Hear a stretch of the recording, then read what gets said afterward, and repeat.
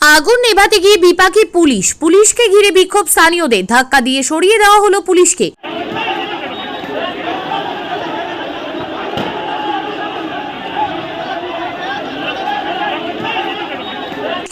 ভাঙড় 2 নম্বর ব্লকের পোলেরহাট সবজি বাজারের একটি প্লাস্টিকের বাস্কেটের গোডাউনে আগুন লাগে। সেই আগুন ছড়িয়ে পড়ে আশেপাশের আরও 4-5টি বাড়িতে।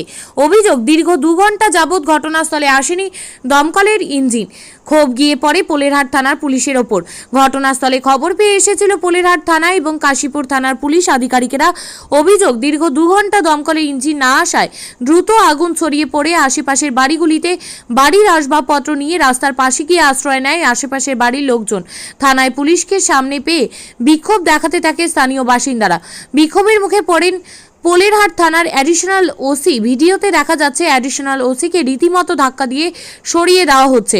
দীর্ঘ 2 ঘন্টা পর ঘটনাস্থলে দমকলের ইঞ্জিন এসে আগুন নিয়ন্ত্রণে আনে। এই আগুন নেভানোর কাজে হাত লাগিয়েছে স্থানীয় সাধারণ মানুষ সহ স্থানীয় তৃণমূল নেতৃত্ব।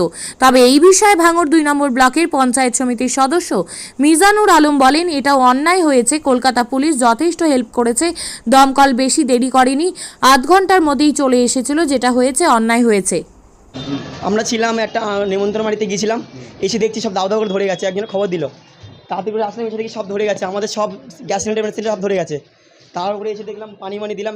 এখন ফায়ার গাড়ি এখন এসছে, 2 ঘন্টা পর এসছে। এখন আমার কোনো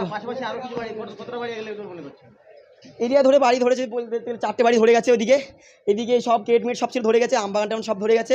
এই বাড়িটা শুধু বাঁচিনো হয় ঝাঁক করে, সব মরে যেত আজ। এই বক্তব্য ছিল, আমার কোনো বক্তব্য নেই।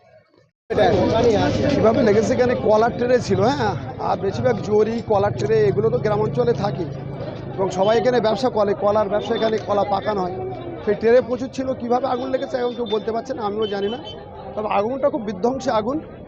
প্রশাসনকে জানাবার সঙ্গে সঙ্গে মানে আমাদের পোলেরহাট থানার রসি অত্যন্ত সুন্দর কাজ করেছে। সঙ্গে সঙ্গে ফায়ার ব্রিগেডকে ফোন করেছে এবং ফায়ার ব্রিগেড যথাসময়ে এসছে। যদি একটু আগে আরও আসতো, 10 মিনিট আগে হয়তো আর একটা বাড়ি বাঁচানো সম্ভব হতো। তবে মোটামুটি এখন নিয়ন্ত্রণে, কোনো রকম অসুবিধে হয়নি। কোনো মানুষ তো আপনি দেখলেন একটা বাড়ির কিছুটা ক্ষতি হয়েছে, আর বাকি সব যে ট্রেনে জ্বালানো ছিল ওগুলো সব পুড়ে গিয়েছে। আর আশেপাশের যারা মানুষ অত্যন্ত সহযোগিতা করেছে।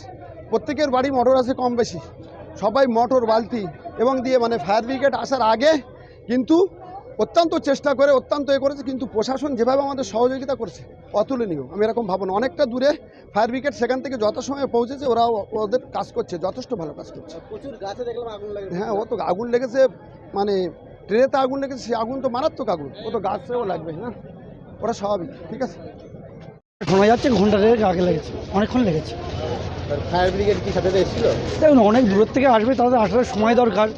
বানতলা থেকে না আসতে 1 ঘন্টা, তার মধ্যে যা ক্ষতি হওয়ার অনেক হয়ে গেছে। এই আগুন কতটা বিস্তার করেছে? প্রচুর, ধোঁয়াটা দেখতে পাচ্ছেন তো, প্রচুর বিস্তার করেছে। ফায়ার ব্রিগেডের থেকে এলাকার লোকই বেশি সাহায্য করেছে, যে যার জল দিয়েছে, মোটর থেকে আরম্ভ করে জল দিয়েছে। ফায়ার ব্রিগেডের বসায় থাকলে আরও প্রচুর ক্ষতি হয়ে যেত, এই বাড়িটা ক্ষতি হয়ে যেত। আপনি দেখাতে পারেন আশেপাশে সমস্ত বাড়ি কম বেশি ক্ষতি হয়েছে। 10-12টা বাড়ি হবেই। গাছপালা আপনি দেখুন না, প্রচুর নষ্ট। আমি পরে আসলাম। দেখুন, এখানে একটা বাগান ছিল জানা মতে, আর কিছু প্লাস্টিকের ক্রেট রাখতে জানলাম। হয়তো বাগানে আগুন লেগে পারে, গরমে লাগতে পারে, এমনিও লাগতে পারে। এলাকা যেভাবে ঘনবসতির মধ্যে আগুন লেগে গেলে এই গরমের মধ্যে সবাই আতঙ্কে থাকবে, এবং এই আতঙ্কের জন্য এত মানুষ জড়ো হয়েছে। আমার নাম মমতাজুর রহমান। क्या हुआ है? यहाँ पोलेरहाट बाज़ार में एक गोडाउन था प्लास्टिक का, वो गोडाउन में आग लग गया था। उसके बाद यहाँ पे जो ग्राम का लोग है वो आकर पानी दे रहा था। उसके बाद पुलिस आया था। पुलिस आने के बाद फायर ब्रिगेड आने के लिए बहुत लेट हो गया, इसलिए पुलिस को देखकर विक्षोभ देख रहा था इधर का जो लोकल लोग है। उसके बाद अभी फायर ब्रिगेड आया है, नियंत्रण चल रहा है आग निभाने के लिए। आपका नाम? आज़ाद अली मोल्ला।